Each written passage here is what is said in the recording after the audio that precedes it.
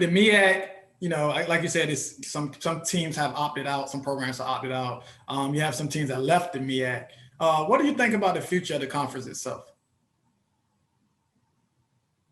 I'm a MEAC guy, man. So I'm gonna fight, tooth and nail, with the MEAC. I played in the MEAC. Dr. Thomas was my athletic director at Hampton, and I believe that it was just a perfect storm. I think when you look at Florida A&M and Bethune geographically, I think the fit of being able to play and travel in the South with all the financial situations that people have just made sense. I don't think that it was anything that the MEAC did. Mm-hmm. The MEAC didn't decline or decrease. You just had two members in FAM and Bethune who made regional decisions, and A&T made a decision that they felt like that they could play games in North Carolina Mm-hmm. and South Carolina. And I think it's just people have options, and if you look at the landscape of college football or college athletics, period, the Big South was a 5-team conference years ago. When I was at VMI, and conferences change and things change. So we still have a ton of confidence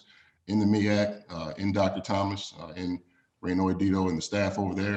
And as long as we're members of the MEAC, we're going to be proud members, and we're going to represent our conference to the best.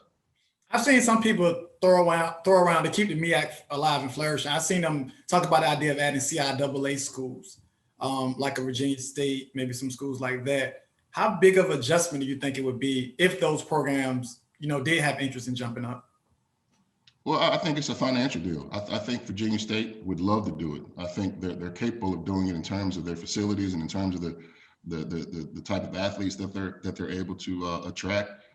They're well led in their athletic department by Ms. Davis over there, but it really comes down to numbers. I know that the amount of scholarships that I had at Virginia State versus the amount of scholarships that I have at Norfolk State is completely different, and you're talking millions of dollars in one of the toughest economic times in America. So I think people believe that it's a lot easier to move from Division II to Division I than it really is, because there's a huge financial cost in terms of scholarship, in terms of staff, in terms of administrative